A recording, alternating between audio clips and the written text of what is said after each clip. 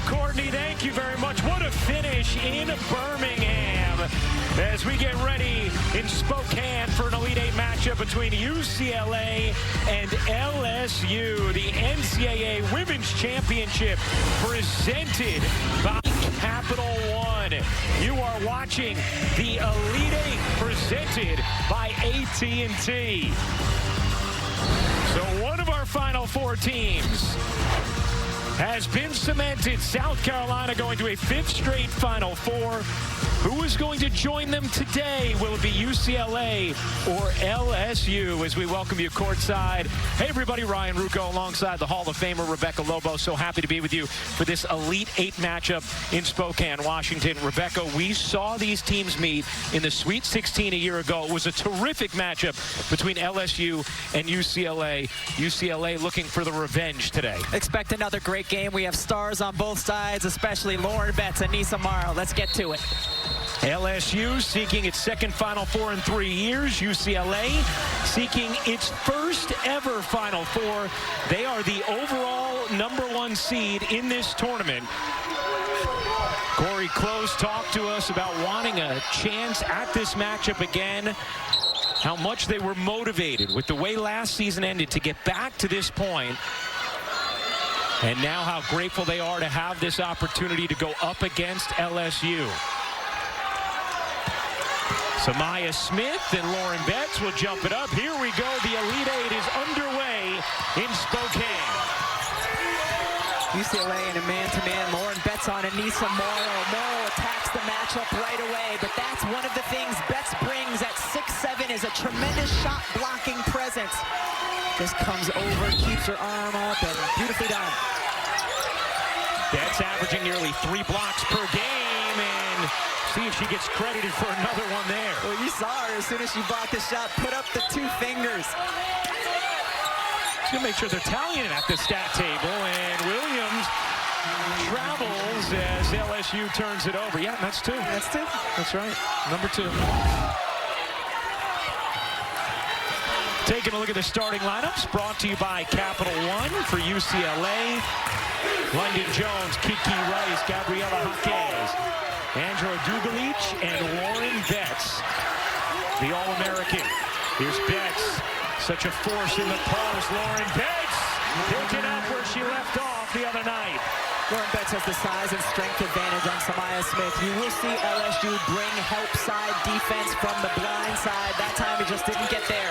Betts coming off back-to-back 30-point games. Williams alone in the corner. Can hit the 3. Smith, who's been a force on the offensive glass, creates another opportunity for LSU, but unable to hit the jumper. Here comes Kiki Rice. The talented junior gives it up. Jones, who can catch fire from 3, doesn't pull that time.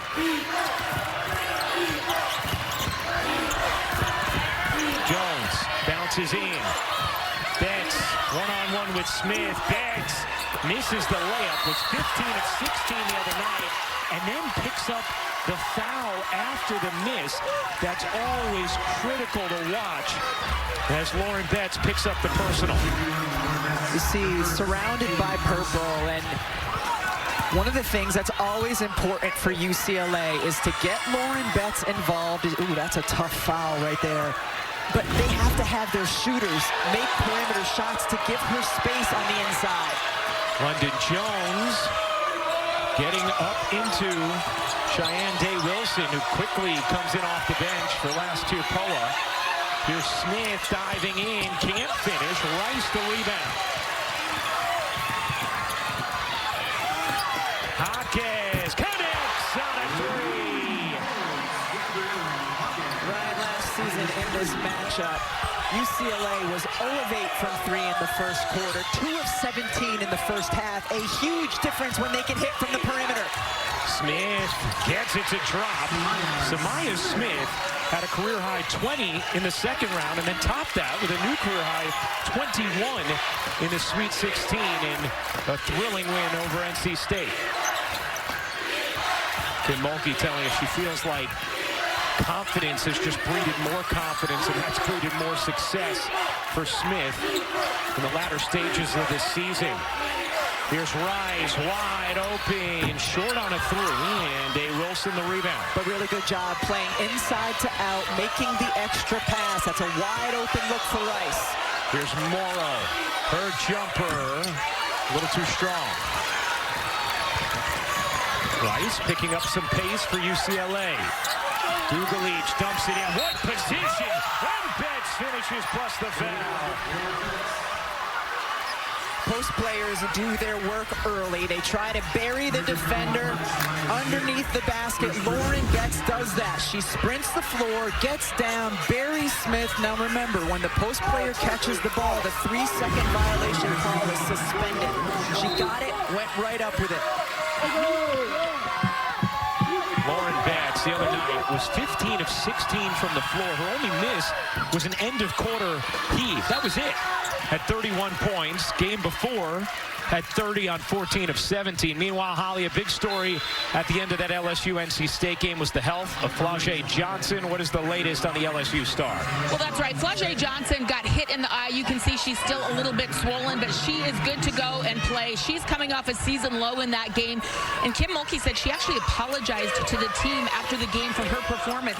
She has promised she will be better today. She thought she let missed shots get in her head and worry more about herself than the team. She is playing through the team today. All right, Holly, good stuff. Thank you very much. Williams can't hit the three. Morrow, such a singular force on the glass, but couldn't hang on. UCLA ball. By the way, after that last free throw miss from Betts, Jaquez actually picked up a personal. Foul trouble was a huge story of these teams' matchup in the Sweet 16 a season ago. Two teams that have really proficient rebounders, physical on the glass. Nice cut there from Jaquez. Couldn't finish it.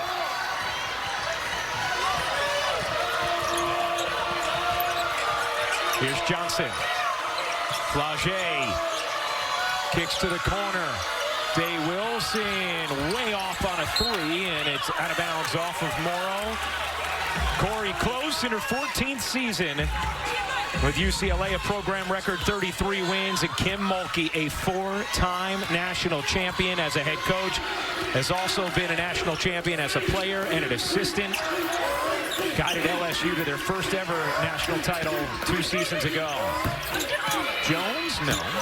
Wonder if LSU can take advantage when Lauren Betts is not in the basketball game. She's out right now. Williams gonna drive it. Tried to force a pass inside. It skips off the leg of Jaquez and will stay with LSU. Especially without Lauren Betts in the game defensively and the shot blocking, rim protecting presence she is. Michaela Williams, when she wants to and drives at the basket using her frame, she can be so difficult to stop. Williams off.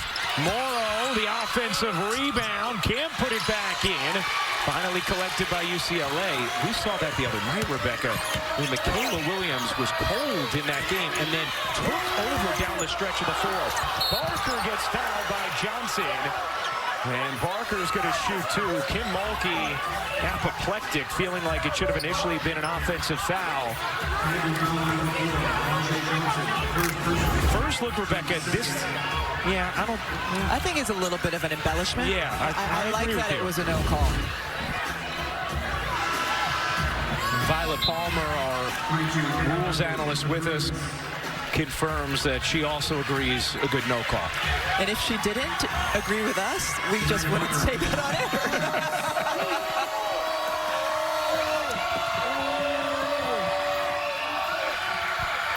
Barker misses the free throw.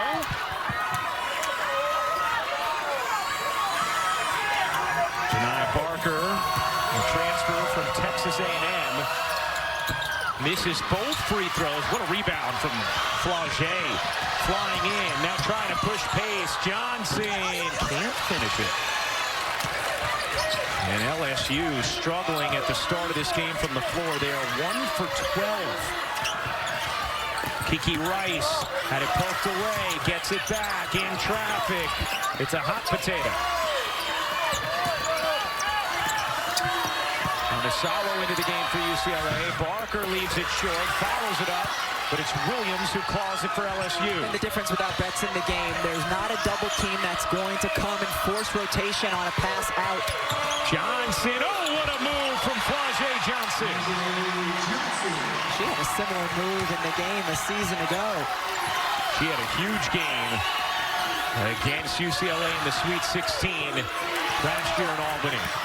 Barker dropped it, gets it back. Rice has looked a little sped up at times in this first. Now Rice will fire again, way short on her three, and it tilts out of bounds to LSU. Timeout on the floor. UCLA by 3 early. Flau'jae trying to get going. She was incredible in the postseason last year, showing this kind of brilliance.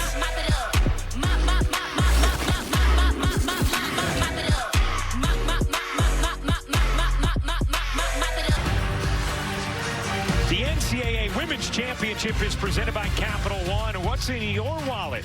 The Elite Eight is presented by AT&T. Connecting changes everything. Some of the images of last year's Sweet 16 matchup between LSU and UCLA. That was an LSU win. One of the things for UCLA in that game a year ago, struggling getting the ball into Lauren Betts. She drew so many defenders, but there were times where she was open and her team could not get her the basketball. UCLA, 19 turnovers in that Sweet 16 matchup.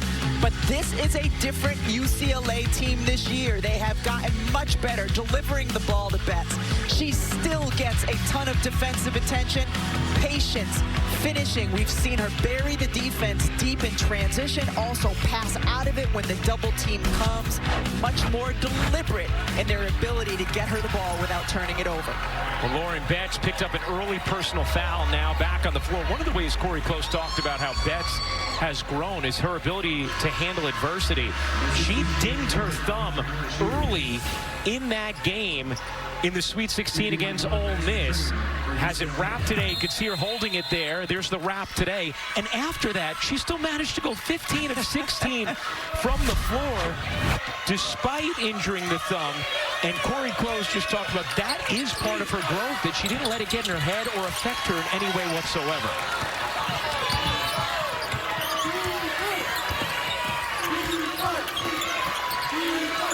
Arnasalo into the game.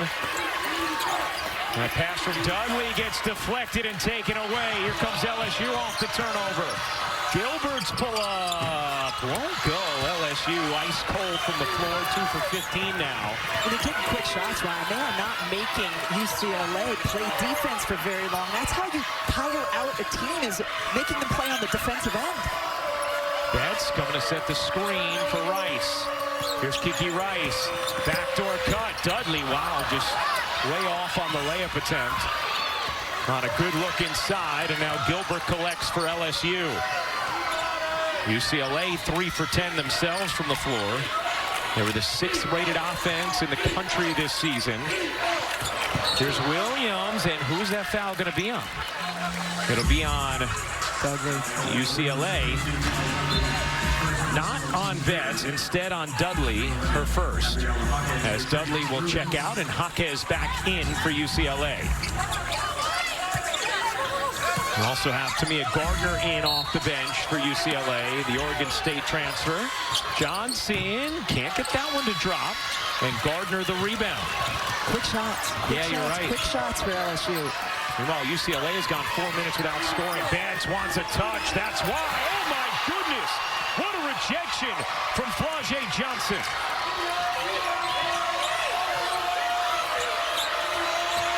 Smith pull-up jumper is good. Samaya Smith is very capable of hitting that 15 to 17 footer. We saw her do it in the Sweet 16 round. That will be huge. It will give Anissa Morrow some more space in the paint. Gardner trying to work back to the basketball. Betts battling underneath with Smith and getting the position.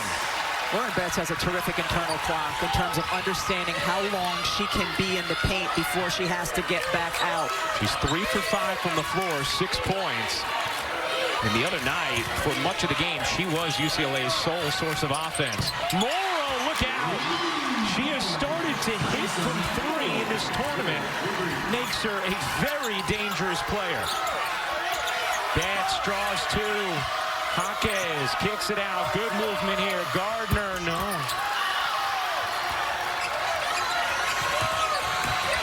Johnson. Morrow again. Lauren Betts looks tired to me, Ryan. That time she was trailing the play defensively, and that's one of the things. While LSU's taking quick shots, it doesn't make UCLA work a lot in the quarter court, but it keeps them sprinting up and down when they take those quick ones. A 9-2 LSU run. Arnesalo, and that's going to be an offensive foul. How about Flau'jae Johnson's defense so far in this first half? Flau'jae bringing so much energy. Already have seen her block the 6'7" Lauren Betts. This time moves her feet. Yep, the extension of the arm. That's an offensive foul. You got to beat him to the spot. Flau'jae is there. LSU started 2 for 16, has made their last 3 shots. Williams snaking through, and a travel as she did, as LSU turns it over. And we're going to see that in this game when there's on-ball screens. Lauren Betts switching on to Michaela Williams. Michaela Williams, I would attack her. Try to pick up a foul. It's okay if you get your shot blocked. Try to get the big girl in foul trouble. That's going to be your best defense, is to get her off the floor. Malia Del Rosario into this game for LSU. Now, she's played limited minutes this season for the Tigers, but Del Rosario played a really big role in this matchup last year as a big body to contend with Betts on the interior. She's a 6'6" strong post player, and she's got 5 fouls, and I wouldn't be surprised before the end of the game if she uses them all. What's the over-under on that? Maybe I shouldn't ask that question. Yeah. Here's Betts, and who's it going to be called on? It's going to be called on Betts. There you go. Del Rosario using that size to get into Betts, and Betts picks up a 2nd foul in this first quarter. Ooh. It was kind of a swim move. Betts was doing the swim move, getting her arm over, and as it came across, her elbow hit Del Rosario in the face. Timeout on the floor. Timeout on the floor as they are going to take a look at this. We will step aside, come back. Final minute of the first. Floor is an offensive foul on white 51. The play is under review. They're going to take a look to see if this rises to the level of anything more than just a personal foul on Betts. First look, that looks like just a common foul. Offensive foul, Bruins. Well, Lauren Betts picking up her 2nd personal foul a moment ago. We're going to take one more look at it. And they were looking to see whether or not this was going to elevate to an intentional foul. Remember, in the college game, they do not use the terminology of flagrant foul or flagrant foul penalty 1. It's an intentional foul for what you would term a flagrant in the professional game. And let's bring in Violet Palmer, our rules analyst. Violet. After review, the call has been confirmed as an offensive foul on white 51. It's just a common foul there, as articulated by Brendan Pantoja. But Violet, that the right call for you? Just an offensive foul there on Betts? Ryan, I absolutely agree. She just literally, there's no excessive contact with the elbow. She just swings over, trying to receive the ball. But enough contact there from Betts that you do agree with it being a foul at all? Absolutely. Okay. Call confirmed. Thank you, Offensive Violet. foul. And I agree, which is why we turned Violet Palmer's microphone on. As we illustrated yesterday, we will absolutely still hear from Violet when she disagrees with the table as well. That's true. It's really not in our control. That's producer Carrie Pennington's call. Best in the business there. Meanwhile, Lauren Betts with 2 fouls in the first quarter for the first time in her career. Rebecca, just forecasting ahead here, how does UCLA navigate without Betts on the floor? She's such a central part of what they do. It certainly changes how they play. They are a team that plays through her on the offensive end of the floor, and she's their rim protector on the defensive end of the floor. Brilliant. Kim Mulkey, go right inside to Anissa Morrow, establish her, let her attack. There's not a rim protector there. So the simplest offense, just a direct entry pass into Anissa Morrow with her strength. I mean, it's remarkable, this young woman at about 6 foot, 6'1". Her efficiency inside, not only scoring the ball, Ryan, but rebounding as well. She has 6 career double-doubles in the NCAA tournament. That's tops among active players. What's amazing about that is this is just the second NCAA tournament she's ever played in. At DePaul, she had made it to the first 4, but that was it. This was just her second year with LSU. And like double-double sort of underselling it. She had 30 points and 19 boards in their last game. She has the last 7 points for LSU here in this first. LSU 4 for 4 after starting 2 for 16. UCLA zoning up here for this last offensive possession for LSU. Williams drops it in. Smith can't finish. Time for UCLA here. Here's Barker, high dribble, swooping through, couldn't finish. Morrow collects, heaves, and that'll do it for the first. LSU, a 4-point lead after 1 with a trip to the Final Four on the line. Holly Rowe chats with the always interesting Kim Mulkey when we come back after this message and a word from our ABC stations.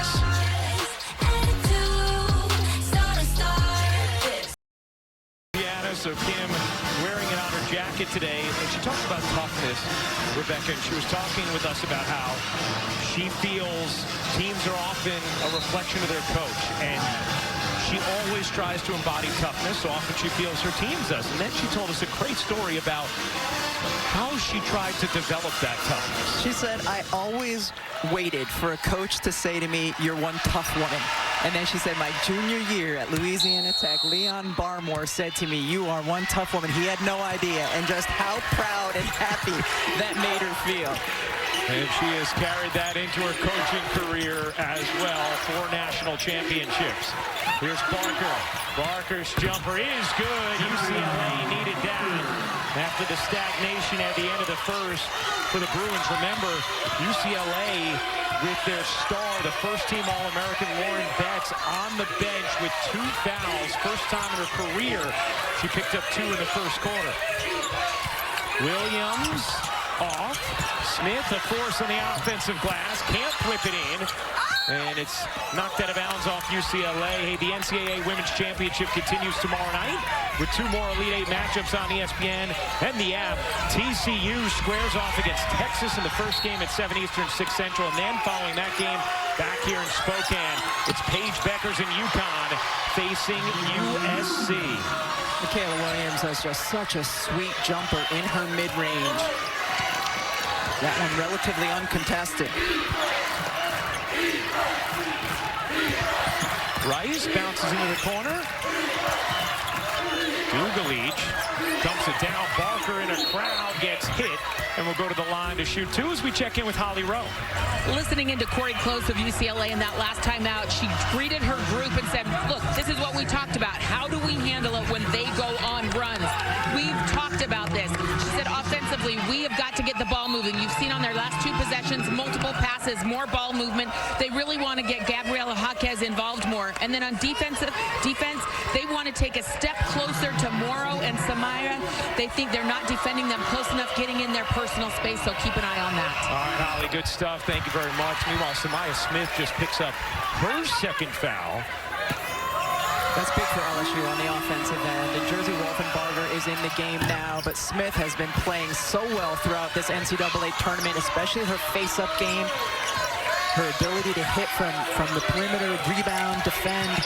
She's been averaging 17 points per game in this tournament on 70% shooting. In the regular season, she averaged under 7 points per game. Wolfenbarger can't finish on the interior. Check that, make it Miracle Shepard who went in there. Shepard, Wolfenbarger, both in off the bench right now for LSU as Rice cradles and finishes. That's a tough bucket from Kiki Rice. Kiki Rice using her size advantage there. Here's Johnson. Laje will pull. And hit from 3. Slapped alive, but just to Jones for UCLA. London Jones. bounds. Can't hit the three halfway down. And it's knocked out of bounds off of LSU. Kiki Rice can really get downhill, and you see she has this size, showing some toughness there, just insisting on her way to the basket. Last season in the Sweet 16 against LSU had 13 points, 5 assists. A couple of tough drives down the stretch of that game, though. It was a game that UCLA actually had a 3-point lead with 2.5 minutes to go before LSU ended up winning by 9. Gardner connects on a three. Gardner, who did not score in the Sweet 16, on the board here to put UCLA back in front. Morrow, no. Morrow follows it up with a board. Leaning and hitting Anissa Morrow, the queen of second chance points. It's incredible. She's been sort of an undersized post player her entire life, and so she's able to, find the fade, find ways to get clean looks even against bigger defenders. Rice, nice drive, did the hard work, just couldn't finish it. And it's out of bounds to LSU. She could be the best in the country at tracking the boards. Not only her eyes are always on the rim, whether it's her shot or someone else's, but then her pursuit of it. You see the nice little finish as well. You think about, it's similar to what we see from Angel Reese on the glass at LSU. Just that motor that doesn't stop. And Morrow just tied Jillian Aileen for 3rd place all-time in Division I history in rebounding. The difference between her and Reese is about 3 inches. Yeah. And that's what makes it so remarkable with Morrow. She is a much smaller post player. Jaquez, you bet! Lauren Betts likes the execution she's seeing from her teammates. UCLA trying to get to its first ever Final Four. Gilbert rims out. Jaquez. There were 2 UCLA players sandwiching Morrow so she couldn't get the board. Michaela Williams picks up the foul here. That will be her first. How do you box out when you're going against the best offensive rebounder in the country? Look at the right top of your screen. Wow. 2 players. Just Anissa Morrow sandwich so she can't go anywhere and pursue that basketball. Gardner dumps it in. Dugalich kicks it out. Arnisalo bounces. They tend to shoot for UCLA. Rice calling a play. Gardner verbling traffic. Gardner will fire and hit. When UCLA has been elite this season, they have been able to complement Lauren Betts inside with exactly what we're seeing here in the second quarter, and that's efficient shooting from the perimeter. An 11-2 run over the last 2.5 minutes from UCLA. A 6-point lead, getting hot from deep here. Johnson, guarded nicely by Rice. Williams trying to save it, but gives it away. Here comes Jaquez. Rice will peel back. Good decision there from Kiki Rice. Gardner, she can't hit that one. And the rebound scooped up by Caitlin Gilbert. Johnson gets a clean look. Off. Rice the board. LSU just 1 for 6 from 3. UCLA 4 of 8. A trip to the Final Four on the line. Rice couldn't get it to drop. Again, getting to the rim, unable to finish. Williams barges in, and that's going to be an offensive foul by Michaela Williams, her 5th turnover of the half. Timeout on the floor. UCLA a 6-point lead on LSU. Navigating with Lauren Betts on the bench and doing so effectively. Gardner directs the traffic and then knocks down the 3, stepping up off the bench for the Bruins. Beautifully done, Elle. Beautifully done. Thank you very much. Elle had the Betts puns going the other night. It was terrific. Meanwhile, Michaela Williams here picks up her 2nd foul, Rebecca, and this should not have been on Michaela Williams. Certainly not. It should have been a block call on Tamia Gardner, and that's a tough one because it's Michaela Williams' second, sends her to the bench, and she's such an integral part of what LSU wants to do offensively. And just a big moment in the game, down 6, needing a bucket. Could have been an and one, and Violet Palmer, our rules analyst, confirms in the truck for us too. She felt it should have been a block. That defender had not owned the real estate there. Here's Dugalic, kick into the corner. Arnesalo can't get the 3. And the rebound on the weak side, taken in for LSU. This lineup for LSU, you got to get the ball to Morrow or Flau'jae Johnson. Morrow has 9 of the last 11 LSU points. They're your 2 offensive threats in this 5-player lineup right now. You look at the way Jaquez can sag off of last year Poa. Johnson dumps it to the corner. Gilbert lines it up. No. And a foul going to go against Morrow here on the glass. Anissa Morrow picks up her first. Let's check out today's game track, brought to you by Invesco QQQ. Anissa Morrow, 9 points, 5 rebounds after her terrific performance against NC State the other night. Lauren Betts picking up 2 fouls in the first, and UCLA on a 12-2 run with Betts on the bench.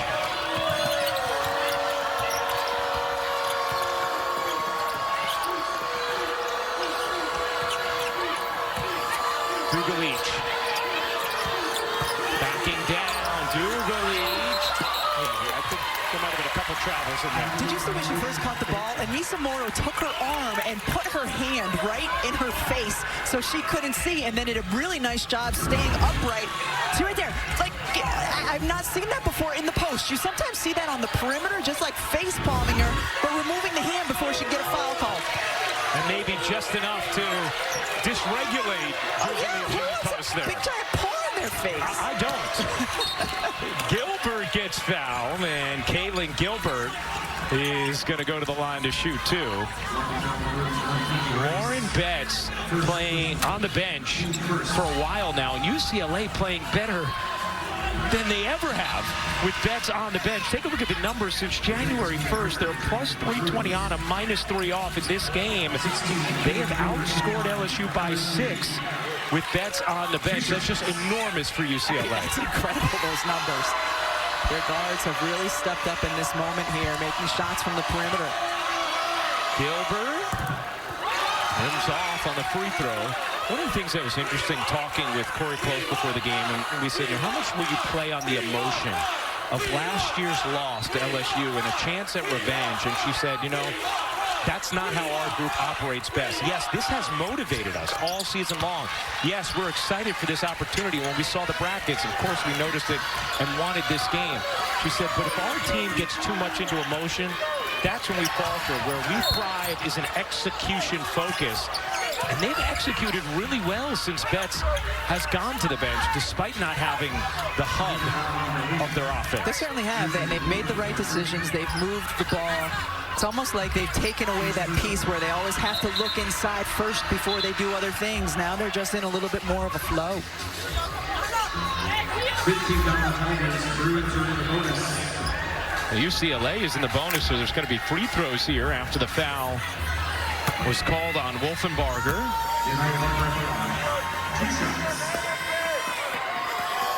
Barker at the line. UCLA just 1 for 5 from the line in this game. Barker hits that one. And one of the reasons Corey Close was excited to bring in Barker this year, she felt that game against LSU last year exposed something that she knew about her team, that they needed a little bit more of a dog mentality at times. They needed a little bit more toughness. She felt like Barker is a player who could bring that to them, and she has this year for UCLA off the bench. The Big Ten 6th player of the year. Poa 3. Wow, that's some found money for LSU. Just her 5th 3 of the season. UCLA in a zone, and Kim Mulkey had told her team, if there are times, if they double Morrow, if they go to a zone and you have a shot, you have to look to take it. That's out of bounds off of Barker as UCLA turns it over. See the scramble up top, and the double comes over, and Poa wide open, and that's by design. UCLA knows that she's not made a lot of threes this year at a high percentage. They're willing to leave her. Reminds me of the national championship game against Iowa when LSU decided, okay, if you're going to give us these shots, we're going to take them. And they caught fire from three, especially Carson. As Johnson can't hit the jumper. 2:35 to go in this first half. Elite Eight matchup. Masalo gives it up. Gardner's been good off the bench. Gardner's runner rims off. Out of bounds. It'll be LSU basketball. Let's check out how they're fueling the run, brought to you by Wendy's. Well, UCLA shooting 44% from three. Have really come alive here in this quarter. Both Jaquez and Gardner stepping into it confidently when they have the space. UCLA, a different team, not only when they make threes, but when they're doing it at an efficient clip. They were 7 for 32 from three in the Sweet 16. 4 for 9 today. It's not just the efficiency that's significant here. It's taking fewer attempts as well. That was something Corey Close really wanted to focus on. As Wolfenbarger lays it in off a great delivery on the interior from Morrow. We've seen LSU run that set for years, and it was for Angel Reese previously. Here for Anissa Morrow. Just overload one side of the floor in a box, throw the ball over the top. 2-point game. Rice. Tiptoes baseline. Bounces out. Gardner. One more for Tamia Gardner. 3 for 4 from three. Shoots it just under 39% and has been a huge factor off the bench. Dugalich knocks it away. Masalo to Jaquez to the rim.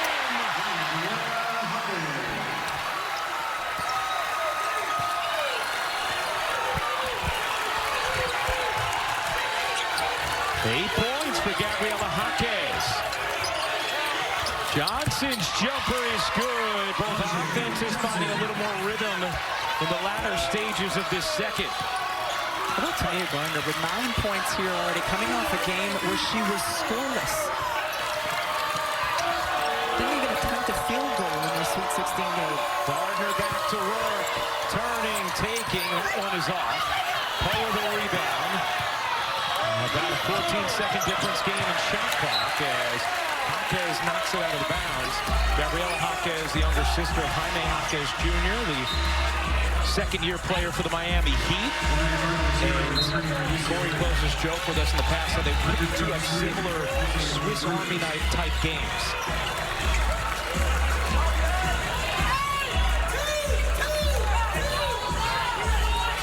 Jaquez had just 6 points in the Sweet 16, already 8 here today.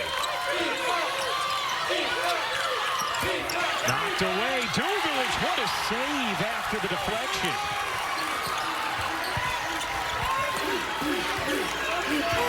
Ninth turnover for LSU. UCLA has turned it over just 5 times. After they turned it over 19 times last year against LSU in the Sweet 16. Here's Rice. Giving it up. Dugalich dumps it down. Barker gets fouled. And Barker is going back to the line.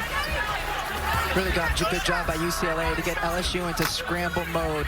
LSU ended up with 2 defenders going at one. Barker looked like she was going to be wide open. Help came, gets fouled. Barker about to shoot her 7th and 8th free throws of the half. UCLA has done a magnificent job navigating the entire second quarter without their All-American Lauren Betts.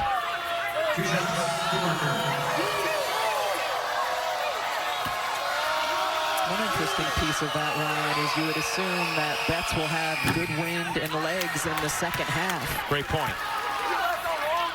Because as Holly talked about the other night in the Sweet 16, there were moments where Betts was winded in that game against Ole Miss. Barker hits the second. UCLA has left a little at the line. Barker specifically. 2 seconds left in the half. Dangerous dribble. Poa has it partially tipped, and that'll do it for the first half. UCLA, a 6-point lead, even with Lauren Betts being held down with foul trouble. Tamia Gardner is with Holly Rowe. Well, Tamia, Lauren Betts has been on the bench, 2 fouls. How did you weather that storm? You outscored them 22-12 with her out. Yeah, you know, I mean, I think everybody steps up. We're a super deep team, and so we know when one person goes down, someone else has to step up, and we've done a phenomenal job of that. So. For you and your mindset, you didn't take a shot in the Sweet 16 game. Tonight you came out firing. How did you change that mindset and approach? Yeah, you just got to stay ready and shoot a shoot. Stay ready so you don't have to get ready, right? Exactly, yeah, exactly. Thank you. Thanks, Holly. Well, UCLA outscores LSU 22-12 in the second, despite Lauren Betts being on the bench the entire quarter. Time to get to the Shea Moisture halftime report. Elle Duncan, Andrea Carter, and Chiney Agumake. Take it away, ladies.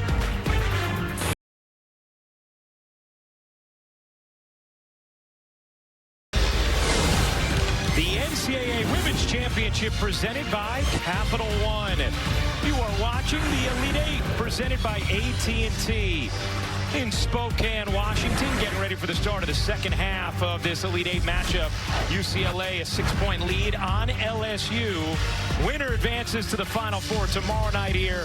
It'll be UConn and USC with a trip to the Final Four on the line as well. That'll be 9 Eastern on ESPN. As we welcome you courtside once again, Ryan Ruocco alongside the Hall of Famer Rebecca Lobo. How about the way UCLA navigated that entire second quarter with their All-American Lauren Betts on the bench with 2 fouls. Really got hot from 3. Now it's time for Get More, brought to you by Geico. That was certainly the difference in the second quarter for UCLA, was their efficiency. Look what they shot in the first half a year ago in this matchup. In the 2 of 17 from 3. Today in the first half, 5 of 10. It's going to give completely different spacing now here in the second half for Lauren Betts, but also provided the much-needed offense that they had without her on the floor. Let's take a look at our first half stats, brought to you by Dixie Ultra Plates. So they outscored LSU 22-12 in that second with Lauren Betts on the bench for the entirety of it. Tamia Gardner comes off the bench, did not attempt a shot in the Sweet 16, scores 9 points, it's 3 threes in that first half, and Anissa Morrow had 7 of her 9 in the first quarter. Lauren Betts, who's coming off back-to-back 30-point games. It's the first time Lauren Betts had a DNP in a quarter this season, and the 6 minutes are the fewest she's played in any half this season. For UCLA to still have a 6-point lead is just remarkable given that. And if LSU had been able to go on a run and build any kind of a lead, Court Plus probably would have had to put Lauren Betts back in. Maybe she gets a 3rd foul. You never know. So a luxury for them to be able to have her on the bench for that amount of time with those 2 fouls. Michaela Williams has 2 as well. So does Samaya Smith. Here's Morrow's 3, way off, and is out of bounds as we check in with Holly Rowe. Checking in with Kim Mulkey at the half, she said, we're just missing shots that we normally make. Those are going to go in. She said what she's really frustrated with was their defense. She said we have an automatic switch in our system when it's under 10 seconds on the shot clock for the offense. We're not doing it. They've got open threes because of our mistakes on defense. That's something they're going to try to clean up here. All right, Hal, thank you very much. You know, we talk about the impact of the foul trouble with UCLA and Betts. The Samaya Smith foul was huge as well. She was a +4 on the floor. LSU got outscored by 10 when she was on the bench, and she spent much of that second quarter on the bench with those fouls as Betts goes right back to work. She got deep position, and even though the double team came, it's not going to matter when Lauren Betts gets that close to the rim. Here's Williams. Nearly throws it away at 5 turnovers in that first half. Johnson, been mostly quiet on the offensive end in this game, gets fouled on the drive before the bucket. Lauren Betts averages just under 3 blocks per game. Watch her here. Help, recover, stay in a stance, and still contest. You know how hard that is to do for a 6'7" player? You know how tantalizing that is to WNBA GMs? Very tantalizing. Lauren Betts, only a junior. Said she will return because she is eligible. And is going to play with her younger sister, who's now standing recruit. Yes, Sienna Betts. Morrow lost the handle, able to keep it in bounds though, but then tried to force a pass inside to Smith and turned it over. 10th turnover for LSU as Rice has it stripped. It will stay with UCLA. You heard Chene in the studio at the half talking about how UCLA needs to make sure they don't get stagnant on the offensive end now that Lauren Betts is back on the floor. Continue, move, cut, take threes. Like that. London Jones is on the board from deep. And a timeout taken by LSU. The UCLA lead is 11.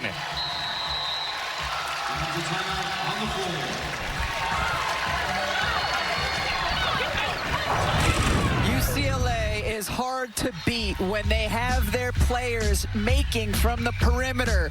6 of 11 from 3. The UCLA contingent loving what they're seeing.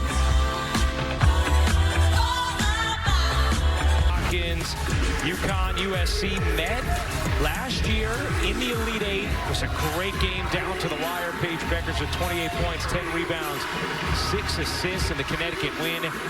This year, played another terrific game in December in Connecticut, and Juju Watkins led the way for USC with 25, 6, and 5.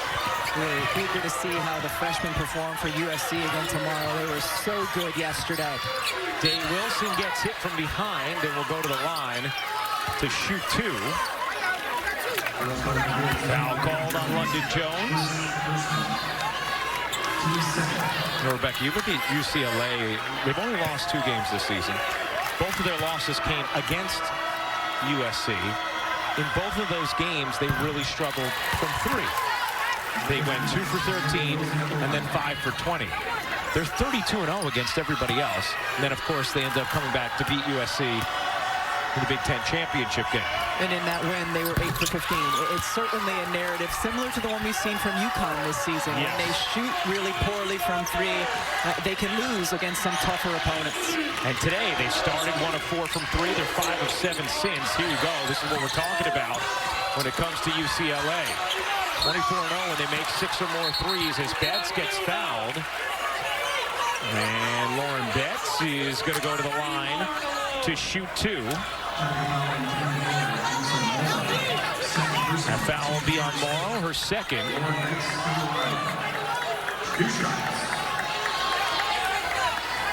Betts, 8 points, 4 of 7 from the floor. Shooting her second and third free throws of the day as we send things over to Holly Rowe. You know, before this game, we were chatting with UCLA coach Corey Close, and she said she had had a conversation with Lauren Betts to remind her today, you don't have to do this by yourself. We have a great team around you. So I would imagine it's giving her a lot of confidence after not playing in the second quarter to see that that's true. Her team can do it without her, but now she's going to be a big part. That's got to be a big psychological help for Lauren Betts moving forward. Yeah, it's such a great point to bring up, Holly, because that has had to be the case because of the foul trouble, and her teammates have delivered.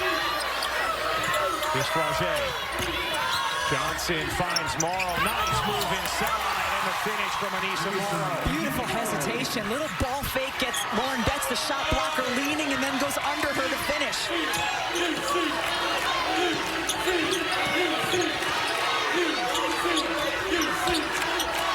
Dump it into Betts. A soft dump out to Jaquez. And a steal from Jones. And Jones able to hit the jumper. A big swing there after LSU got the stop. They turn it over in the backcourt. Morrow couldn't finish that one. Good contest from Gugarich. Jaquez gets it up to Betts. UCLA's going to have to get it across center court. They do in time. Jaquez connects.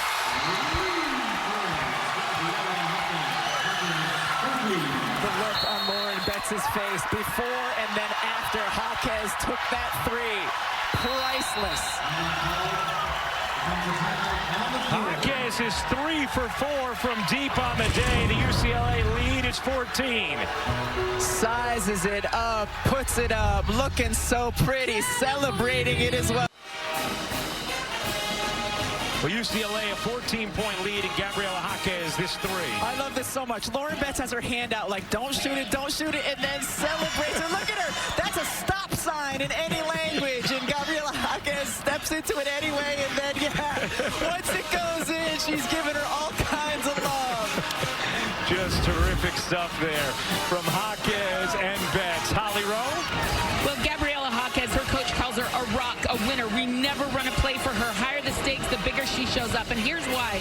She has had this as a goal since she was a little girl. Look at her goal sheet that she says, get a scholarship, get good grades, go to UCLA, be nicer to my brother. That one I can't confirm, but she does listen to her parents, and then all of her basketball goals on the right-hand side. She's not averaging 20 points a game, but I'll tell you what, her impact on this team is just as important. She has had her eye on this moment all of her life.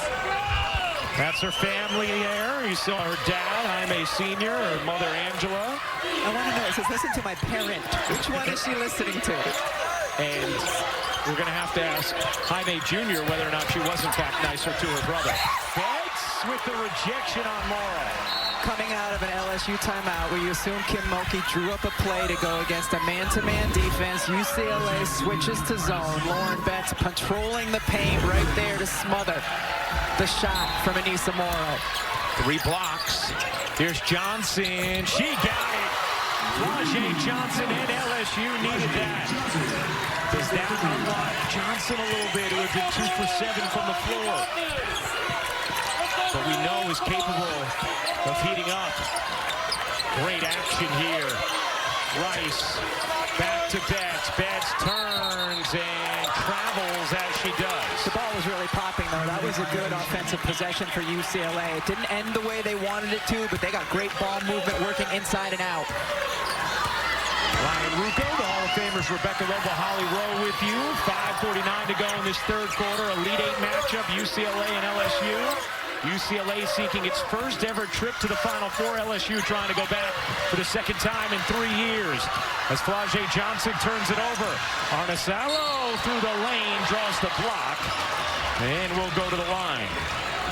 You saw UCLA in a zone once again on that possession. This is an LSU team that shoots 34% from 3, but it's just not a high rate in terms of how many they take per game. They make just under 5. Foul on Day Wilson, her first. Arnesalo at the line. She's such an interesting player, Rebecca, because even though she's a freshman here with UCLA, she has played overseas for a while now, is from Finland, and we've heard her head coach, Corey Close, talk about how that experience has made her totally and completely composed in all difficult moments on the floor in college. Yeah, certainly very different from just playing in high school.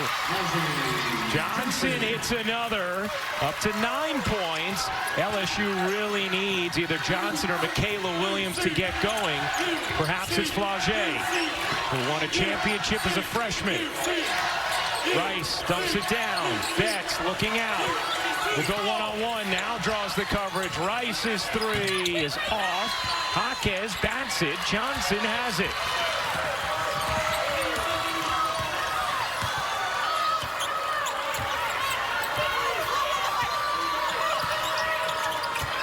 Johnson gets it back. Fakes to Day Wilson. Throws it away. Jaquez on the steal. And then Morrow pokes it from behind, Don Beebe style, knocks it out. There's really nowhere to go against the zone in terms of dribble penetration. LSU tried to screen the top of the zone. There was still nothing there for Flau'jae Johnson. 13 turnovers for LSU in this game. UCLA a plus 11 in points off of turnovers. There's your difference on the scoreboard, and that's a huge swing from the way this matchup went a season ago in the Sweet 16. Betts couldn't finish it. Jaquez, another winning type play, screaming in for the rebound and then gets fouled. Just a toughness, just a real toughness, and Corey Close talked about her in that regard a season ago and how well she played in that Sweet 16 loss to LSU. Jones wide open, can't hit. Rebound taken in by Williams. Michaela Williams just 1 of 7 from the floor thus far. Bounces to Morrow. Morrow traveled, and another LSU turnover, their 14th. It's a nice pick and roll. Probably would have been beneficial for Morrow to just take the pull up there. Well, one of the things with Williams' struggles thus far, we saw that happen the other day in the Sweet 16, and then down the stretch in the fourth quarter against NC State, she was unbelievable, making play after play, capable of going on a run like that for LSU. Here's Barker. Good look to kick it out. Arnesalo can't hit the three. Smith able to flag down the rebound.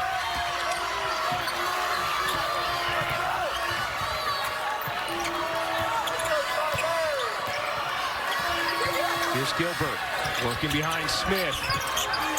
Morrow and Barker tussling inside. Kim Mulkey with a forlorn look on her face as she's watching the lack of development here. And Morrow loses it out of bounds. I thought it might have lasted Morrow's foot. It's going to stay with LSU. Let's see. Here's this basketball last hit. Oh, no, I think it did hit UCLA and Barker's leg. Right call. Stays with the Tigers.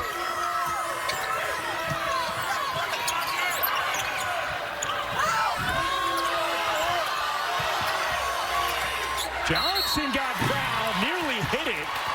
And Flau'jae Johnson's going to shoot 3 free throws here. Well, potential big swing possession as LSU's trying to climb back in. The shot clock was fading. Johnson just has to hoist it up and is able to get the whistle. Arnesalo with her second as she will check out. And Flau'jae goes to the line to shoot 3. 3 shots.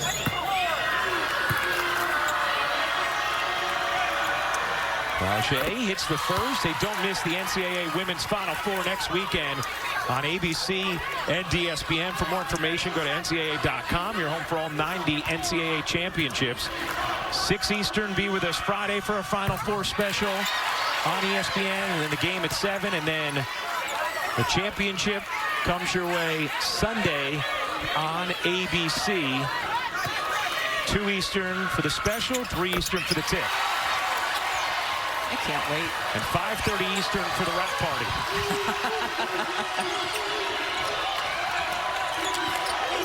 Johnson with 8 in the quarter, hits all 3 free throws, 7-point game. She has the last 8 LSU points. Here's Rice working behind the D. With Betts out of the game, Jones in a crowd, loses it. Here's Flau'jae, and she gets fouled. UCLA did have one to give, and Flau'jae in pain. After hitting the hardwood, taking a moment.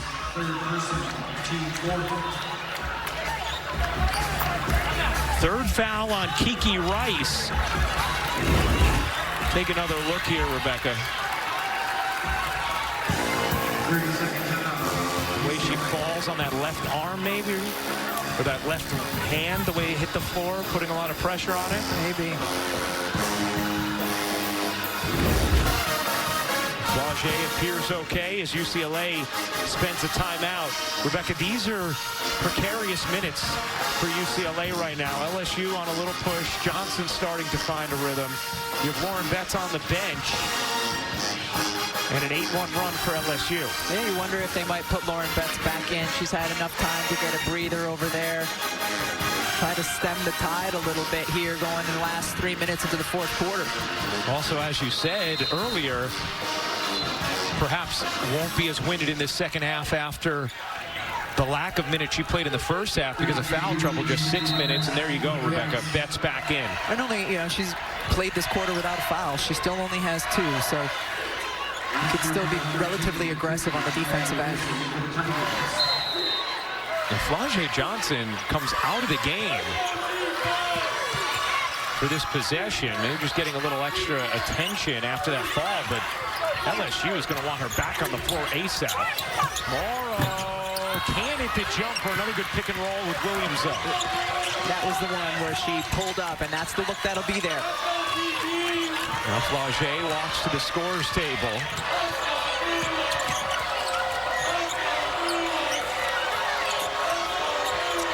To Galich. Into Betts. Deep catch. Betts waits and finishes. In the first quarter, the double team could come because UCLA had not yet gone on a tear from 3, and now the double can't come. Betts with her fourth block. More inside, able to scrape it in on the reverse. It's incredible. Her ability to score over much taller defenders. 13 points, 7 rebounds for Anissa Morrow. Dugalich on the drive, can't finish it. Betts. And we're going to have a held ball here. Possession arrow belongs to UCLA.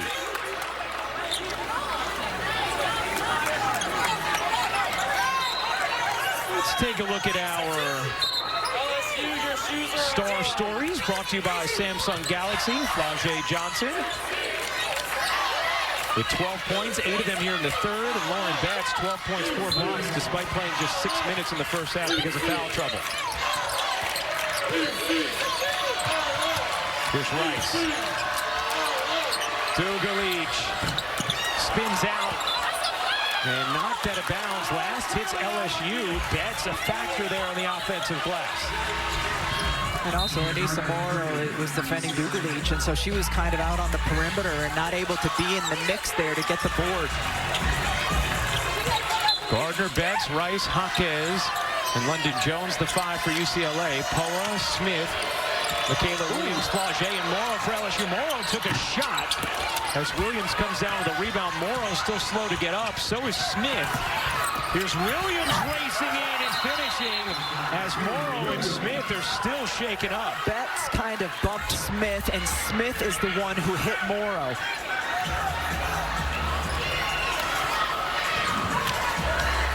A 9-2 LSU run. They have cut it to 5.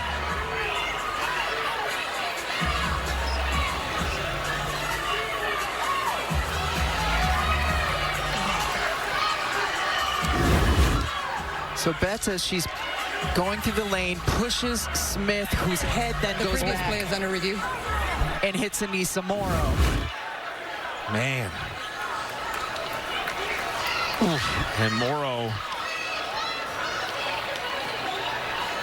with a bloody nose in the aftermath of that. This is an interesting one to review as well, because if anything, it would just be a common foul on Betts as she's pushing through, but then, because she never makes contact with Morrow, her contact is with Smith, which causes the collision with Morrow's face here. So Betts with a little push, yeah. Right?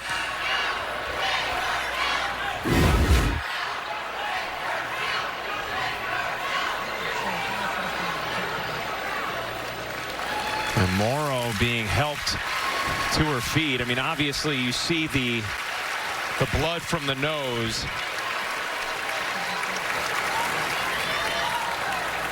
You know, because there was no foul called on the floor, this can only be looked at. Review, there's no contact, illegal contact made by the offensive team or by UCLA. The contact was made by 5 and 24, 2 teammates. We have nothing further on the play. Yeah, so you can't come back and call a common foul after that. The only thing you can come back with is an intentional or disqualifying, and what happened there was not going to rise to that, because what Betts did could have been called a common foul, but it would have had to happen in the moment, in real time on the floor. Correct. I would argue that it probably should have been a common foul on Lauren Betts. But that's not something they can adjudicate on that review. So, I mean, a critical story as Morrow comes out of the game, an All-American. Just as LSU is making a push here. Congratulations to South Carolina, going to a 5th straight Final Four. They await to see who is going to join them. It will be UCLA or LSU here today, and then tomorrow a doubleheader starting at 7 Eastern on ESPN. TCU, Texas, and then USC and UConn. You see Morrow going back to the LSU locker room late in this third quarter. Just a critical piece for LSU. Betts, deep position. Betts unable to squeeze it in over Smith. Did a terrific job there defensively. Here comes Gilbert. Gilbert into the paint, kicks it out. UCLA had a 14-point lead in this quarter. Johnson on the drive, and Betts with the block, her 5th of the day.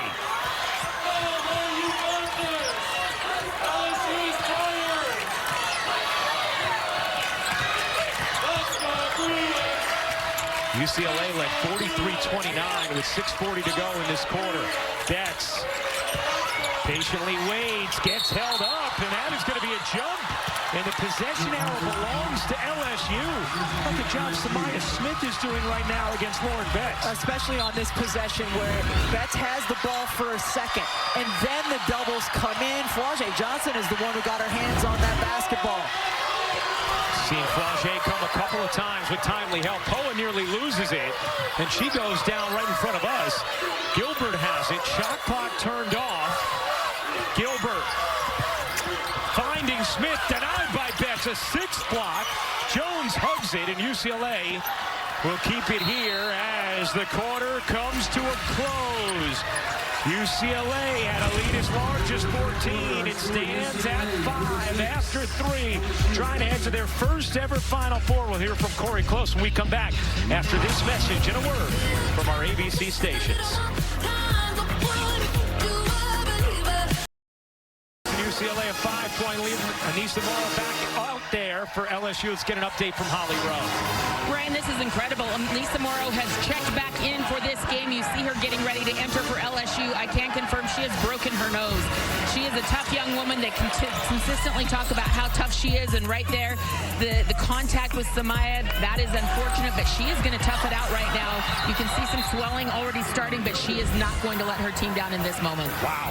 I broke my nose 3 times in basketball games, was not able to return, and it's remarkable too. Obviously, she does not have a form-fitted mask on her face, so she's just going to come out here and play. You know, we asked Kim Mulkey today, what's the thing you love most about Anissa Morrow? And Kim excitedly jumped right away and said, work ethic. The way she works in practice every single day is the exact same thing that you see with her digging on the glass in games. And she said, for that young woman, the lights are on every day. And I know, Rebecca, you said for a while, you think she's going to be an even better pro than people have projected. Yeah, certainly. And you know, in the pro game, you know, she's small. She's listed as 6'2", but she's probably just around 6 feet, 6'1". But her rebounding skill is transferable. Gardner again. How about Tamia Gardner with her 4th 3 off the bench? UCLA starts this 4th quarter with a bang, trying to get to their first ever Final Four. Morrow spinning, forcing. Good contest from Betts. Rice, the flick ahead. Hockey is able to save it just momentarily. Flau'jae goes behind the back. Rice hits the deck. Johnson vacated, but still finishes. Wow, what a play by Flau'jae Johnson in the open floor to wrap around. Flau'jae having a big second half, 10 of her 14. 6-point game, 1 minute into the 4th quarter. And Corey Close doesn't like what she's seeing on that end. She's going to take a timeout. Both LSU and UCLA now, each with just 2 timeouts remaining for the rest of this contest. Flau'jae Johnson with the steal, full head of steam, wrap behind the back, puts Kiki Rice on skates, comes down, delivers, gets it back, and then finishes her own pretty play.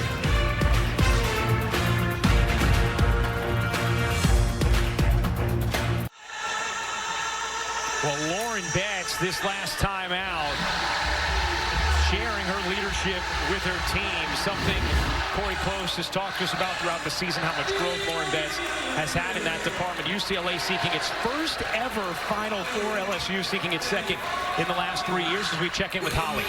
Well, Lauren Betts told me earlier this season that her vocal ability and leadership ability has been something she's really worked on. Last year, she had to step away from the team. She was hospitalized dealing with challenging mental health concerns, and she realized during that time her team teammates love her. They have her back. And them loving her, supporting her through the toughest time of her life, let her know that she can speak up. She can talk when she wants to. And we are seeing the emergence of this young woman using her voice in a crucial moment with her teammates because they trust and love her. Thank you, Hal. Certainly amazing for Betts as Betts gets blocked and still finishes plus the foul, beating the shot clock and the contact. And that is why you continue to persist. She gets her shot blocked. The shot clock has almost expired. Flaugier with another block just gets it, goes right back up with it. And then the celebratory scream from Lauren Betts. Third foul on Morrow. The previous play is under review to determine whether or not the ball was released prior to the shot clock. So they'll make sure. First look, it seemed like it was released, but they will ensure that it was. You know, one thing just on UCLA seeking its first ever Final Four, they did go to the semifinals of the AIAW twice, including confirmed on the floor, winning a championship in 1978. That was before this NCAA structure and the Final Four as it is. But since we have had the Final Four, UCLA has not been. Those great UCLA teams headed by Ann Myers-Drysdale. One of our favorites who we love so much. So the bucket good for Betts, a chance for three. Misses the free throw, rebound, taken in by Smith. Samaya Smith just 4 points in this game after back-to-back 20-point games, and London Jones picks up the personal here. The one thing to keep in mind, UCLA with the 8-point lead in this fourth quarter, they had a fourth quarter lead a year ago against LSU. Were unable to hold it, and LSU ended up finishing the game on a big run in the final 2 minutes, winning the game by 9, advancing to the Elite Eight. Ended that game on a 14-2 run. Flaugier had 24 points in it. Williams spinning and hitting. Look out. Michaela Williams, known to get hot in fourth quarters.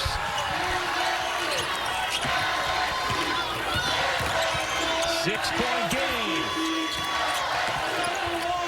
Betts draws two, kicks out. Jones in and out. Rebound out of bounds, and it last hit Jaquez, or did it? Perhaps it last hit Williams. It's going to be UCLA ball. You saw the gamble from Flaugier Johnson, leaving Jones in the corner to come in and double. She got a great look, and if LSU continues to double from three-point shooters, the three-point line becomes even more important for UCLA. Saw Kim Mulkey come shimmering to the scores table to contest the call, but UCLA ball, and now UCLA will use a timeout, and they will have just one remaining as they avoid the 5-second violation. I don't know, Ryan, with this much time left in a close game to only have one timeout left. Let's flash back to the Sweet 16 a year ago in Albany. UCLA, LSU, Lauren Betts, when her teammates found her in that game, was unstoppable. But LSU got a big performance from Anissa Morrow, as well as a huge one from Angel Reese and Flaugier Johnson. That signature swim move from Flaugier as LSU finished the game on a 14-2 run to beat UCLA and head to the Elite Eight, where they faced Iowa in a rematch, a game, of course, Caitlin Clark and Iowa went on to win. UCLA a 6-point lead here with 8:08 to go in the fourth. Inbound to Gardner. He has 4 threes off the bench in this game. Rice, given space, directing Betts on the screen. 7 to shoot. Rice didn't like what she saw there. Gardner, you bet! It's Tamia Gardner's afternoon.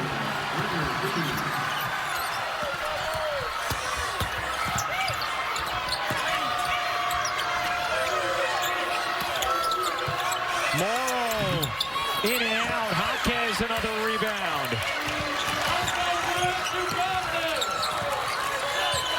7 rebounds for Jaquez. 9 threes for UCLA. 5 of them Gardner's. Dumps it in. Betts kicks it out. And Rice traveled as UCLA turns it over. Lauren Betts doing a great job demanding attention inside. The ball goes to Jaquez in the corner. Morrow there just a second late. How about Gardner? No field goal attempts in the last game. 0 field goal attempts. And Rebecca, there's been no hesitation on her attempts in this game. And that's going the other way. An offensive foul called on last-tier Poa.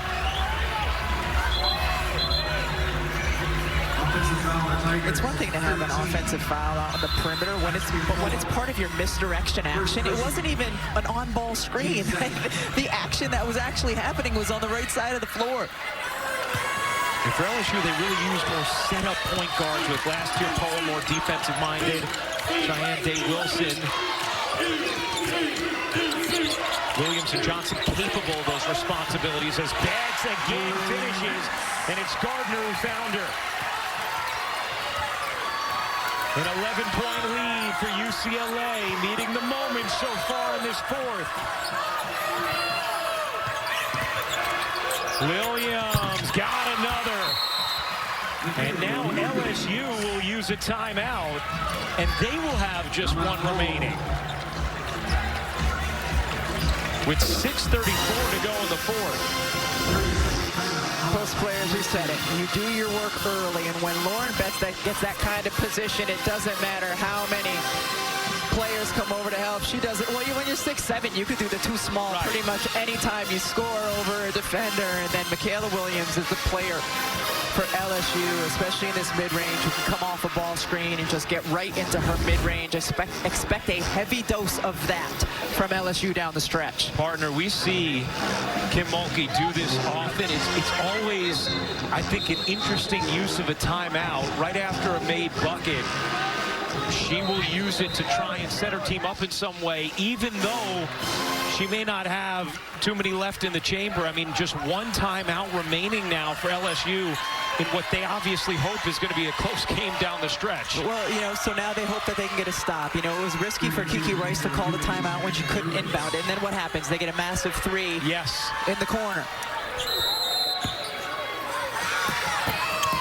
Another Elite 8 game here tomorrow night between USC and UConn. That'll be at 9 Eastern, at 7 Eastern in Birmingham. You'll have TCU and Texas. Both games on ESPN. Here's Dugalich looking in, kicking out. Betts gets a touch. Betts has it slapped to the floor and taken by Samaya Smith. That time Smith forced Betts out. She caught the ball outside of the lane. Gilbert spinning, forcing, can't hit. Not a good decision there from Kaylin Gilbert, but LSU will have a second chance. Samaya Smith defensively in the post. You've got to push the bigger player out of the paint. Watch it. Boom, boom. That's legal. She gets her out of the paint just enough where she can get the hands on the basketball. 6:04 to go. 9-point UCLA lead. Big possession here for LSU. Williams sending Gilbert away.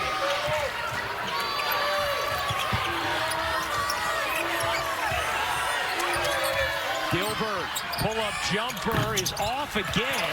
Gilbert gets it back, puts it up again and misses. And Kim Mulkey is beside herself. I understand why. That is just not the player you want shooting 3 times on a single possession in this moment if you're LSU. Correct.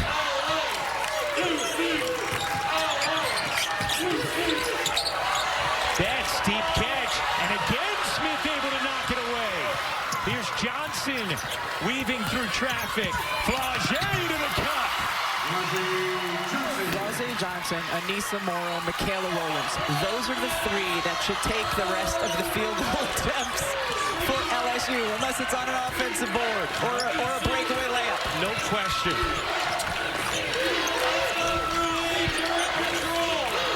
Johnson comes up with a steal. Flagey, the hesitation, and the foul on Kiki Rice. And free throws for Flagey Johnson as Rice picks up her 4th.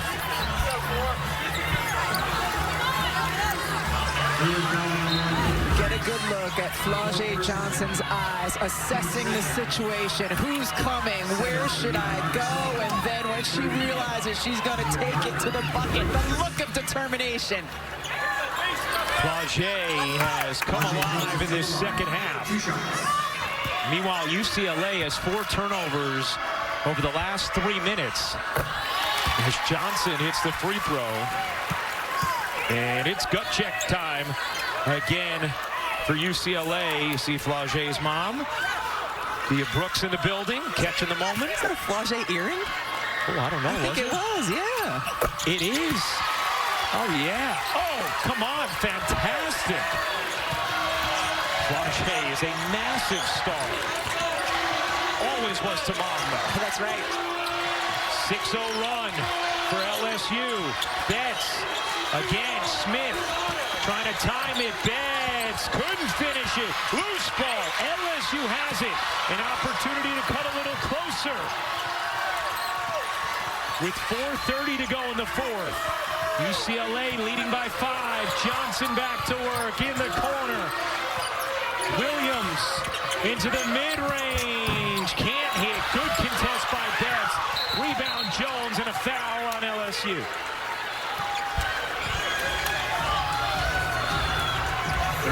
Michaela Williams came off that on-ball screen, and you knew she was looking for her mid-range.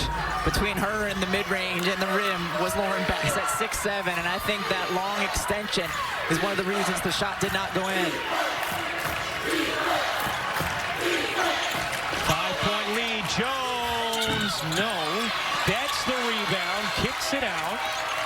Gardner redirects with Arnesalo in the game now for UCLA. As it poked from behind, he stays with Jones. 7 to shoot. London Jones working behind Betts. Has it knocked away by Williams. Loose, shot clock fading, and there's a turnover again for UCLA. And just over the last few minutes, they've been very disjointed on the offensive end as Kiki Rice will check back in now with her 4 fouls. Brilliant defensive timeout by Kim Mulkey. Now we know why she took it. That's right.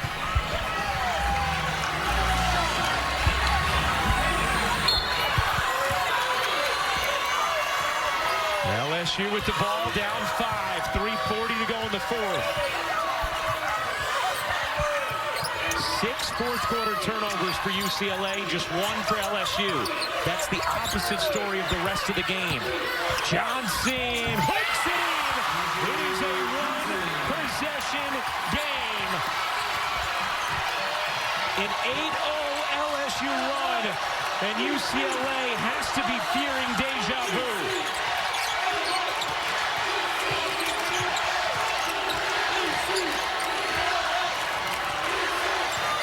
Rice into the lane, lost it out of bounds. It'll stay with UCLA with 6 on the shot clock. Gilbert did a really nice job fighting over the screen, staying between Rice and the basket just here, and then swipes down with her hand without a foul call. Really nice defensive possession that time by Gilbert. 6 on the shot clock. Rice gets it into Jaquez. Betts, center of the lane, gets blocked but fouled. And Lauren Betts is going to shoot 2 as the foul is called on Smith. Ooh, that looked clean up top, Ryan Rucco. I'm sure at some point we're going to get a replay right here. Let's see. Got it on the arm. You think so? Yes. Like right on the elbow area? Watch again here. Oh, yep, she did. Yep. She did. And Kim Mulkey thought it was clean initially as well. Back to the line. Sinks the first. Lauren Betts, just 61.5% free throw shooter. UCLA has struggled from the line today, 8 for 15 as Betts misses the second. Smith claws the rebound.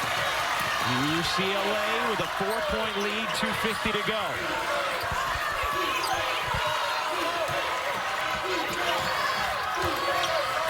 Johnson. Flau'jae through the lane, shovels, Morrow, can't flip it in. It was Betts again with her 7th rejection. Ball loose, kicked out of bounds. UCLA initially called LSU ball. Now the officials will confirm.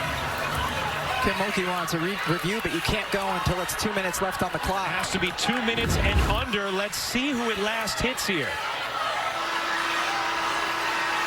That's off of Rice's Kiki foot. Rice. But yes, you cannot review this until it's 2 minutes. There's nothing that LSU can do about this. That is clearly off the left foot of Kiki Rice. And instead, it is going to be UCLA basketball. So the Bruins catch a massive break there. Meanwhile, UCLA without a field goal the last 4.5 minutes.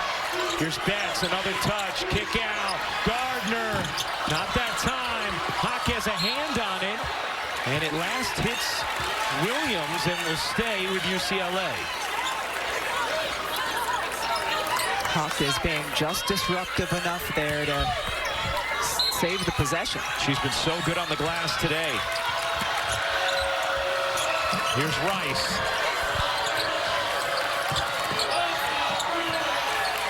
Guarded by Gilbert. Rice kicks it out. 9 to shoot. Hawkes gets around Williams but fouled. And LSU is over the limit here. So Hawkes is going to go to the line to shoot 2 as Michaela Williams got caught a little flat-footed there and just decided to tap Hawkes. But you're putting her at the line. Yeah, Hawkes is a terrific free throw shooter, 80% on the season, but UCLA has been poor from the free throw line today, only 8 of 16. A lot of those attempts were Barker, who was 4 for 8. Hawkes hits the first. What a complete game it's been from Gabriela Hawkes. 12 points, 7 rebounds, and a lot of disruption. Hawkes got them both. Lead is 6. Hawkes also without a turnover in this game. Under 2 minutes to go. Great defense by Rice, denying Flau'jae Johnson. Gilbert will pull, misses again. Rebound UCLA. 1:45 to go. And again, the shot clock wasn't dwindling enough to warrant that attempt from Gilbert, who's now 0 for 7. Dump it in, Betts, kick it out. That 3 is good! Gabriela Hawkes may have just punched UCLA's ticket to the Final Four. Johnson dumps it in, and Morrow lays it home as LSU will spend its final timeout.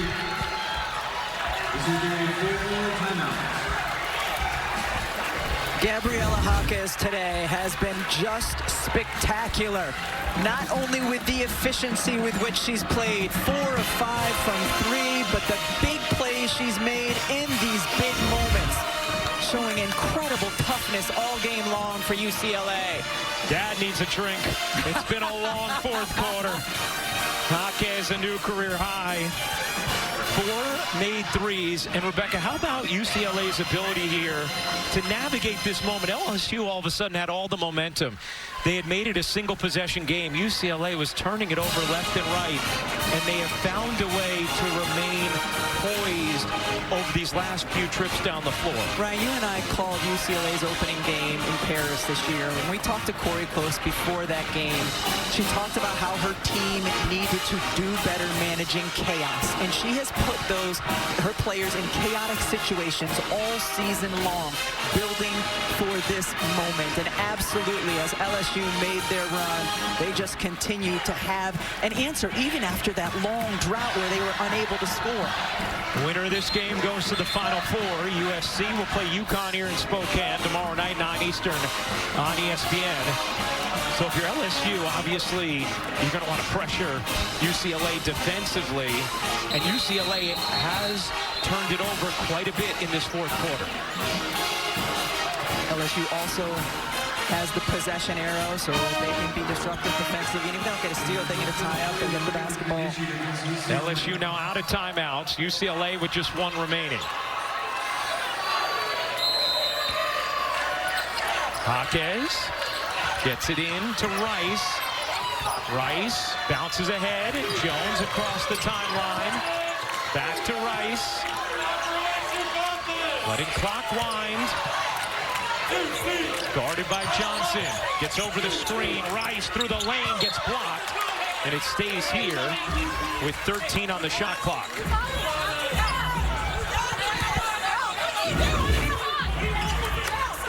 Maya Smith coming over. She's just had terrific hands, both on steals and on blocks here today defensively.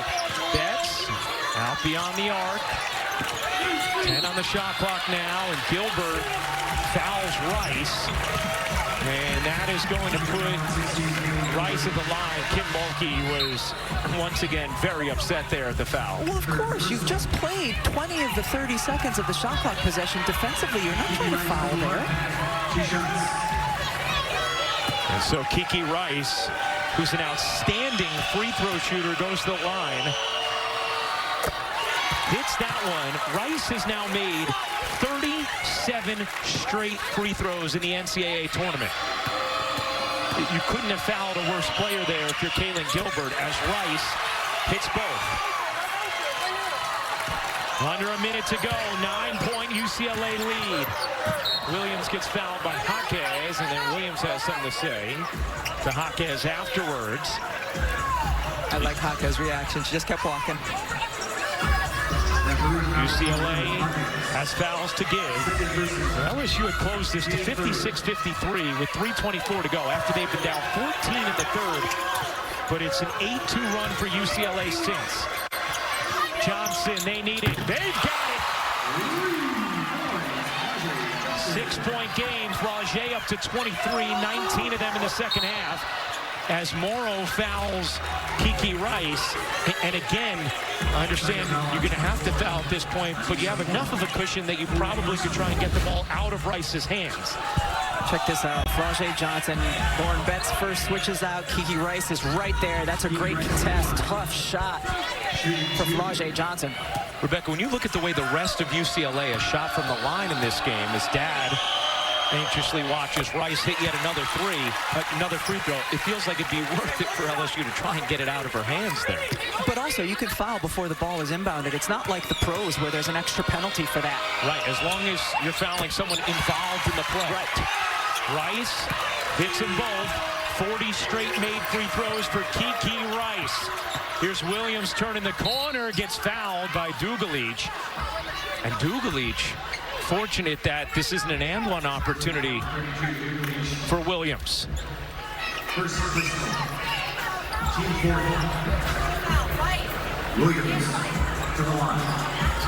Williams, a very good free throw shooter. Talented sophomore, first team All-SEC this season in that stacked conference. Williams got them both. 6-point game, 28.8 to go in the fourth. Dugalich in the backcourt, and Morrow will foul her, and that will be the 5th and final foul for Anissa Morrow.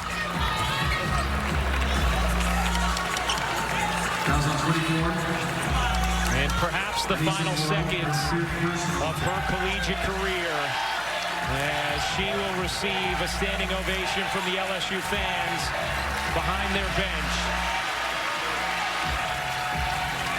Certainly not the end of basketball for Morrow, but perhaps the end of her time in college. An incredible, incredible college career for Anissa Morrow. Third all-time in Division I history in rebounds. Started her career at DePaul, comes to LSU, and excels in the SEC as well. 8-point UCLA lead. They are on the brink here. Richard flips it out. Williams hoists it up. Off the mark. Johnson the rebound. Banks it in. Rajay doing everything she can, as Jaquez is then fouled with 11.1 to go. LSU also out of timeouts.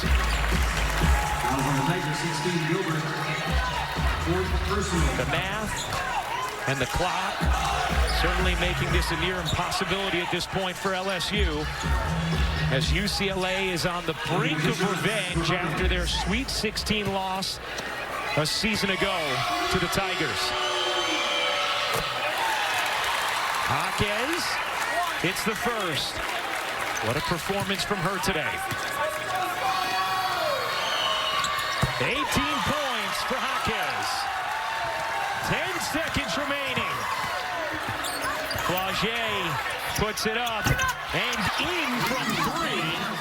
5-point game as Rice is fouled with 3.9 remaining. Flaugier Johnson with 24 second-half points. Giving everything she can, but it is not going to be enough.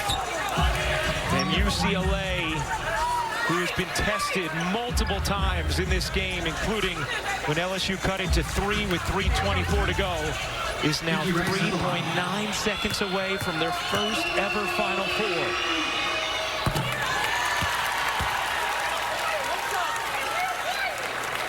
Corey Close with a smile starting to creep across the face.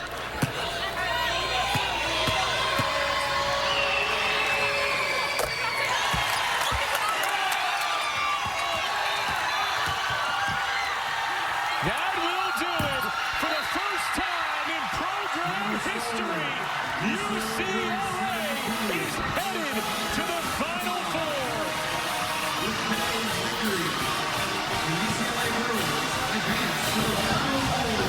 Question with UCLA coming into this season was their toughness, because certainly the talent is there. And what did we see?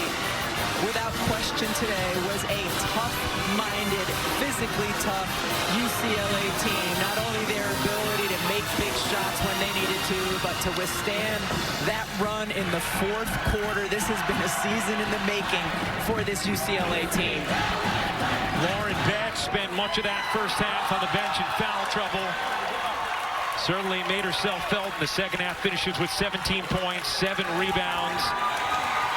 A huge performance from Gabriela Jaquez with 18 and 8. Taking a look at the Capital One rewarding performance. UCLA is tough to beat when their shooters are being efficient, making from the perimeter.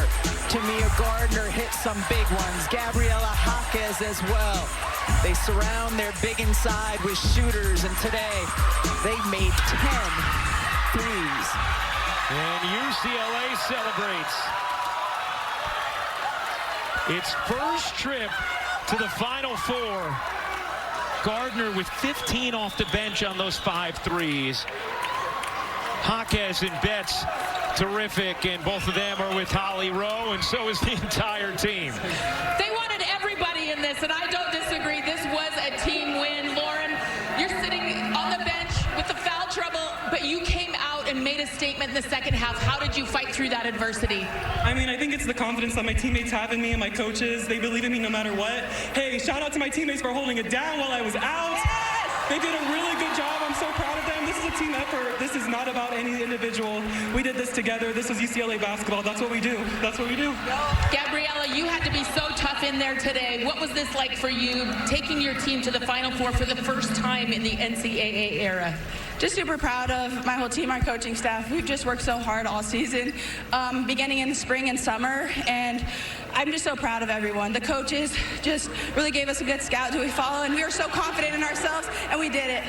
I know your brother's been to a Final Four. Now you get your turn. How crazy is that this family is going to make this legacy at UCLA? Yeah, I was at my brother's game, so just seeing him succeed on this college level made me want to do the same even more. So just super proud of my team, and I'm really excited. All right, what will it take not just to get to the Final Four, but to win at the Final Four? It's going to take a lot of team effort, a lot of grit, but we're going to prepare. We're going to be ready. I have so much confidence in this team. We're going to be ready. We got this. Let's go. Sure. All right. Thank you, ladies. Thank you. Well, UCLA is headed to its first ever Final Four. 72-65 the final as they avenge their loss to LSU in the Sweet 16 a year ago. So South Carolina headed to a 5th straight Final Four. UCLA headed to a first. Tomorrow we find out who joins them. And we'll say goodbye for now. from Spokane for our producer, Kerry Callahan, our director, Jimmy Platt, the Hall of Famers, Rebecca Lobo, and Ollie Rowe. I'm Ryan Rucco. Join us again tomorrow starting at 7 Eastern with TCU Texas, followed by UConn USC. Now back to the studio, El, Drea, and Chiney.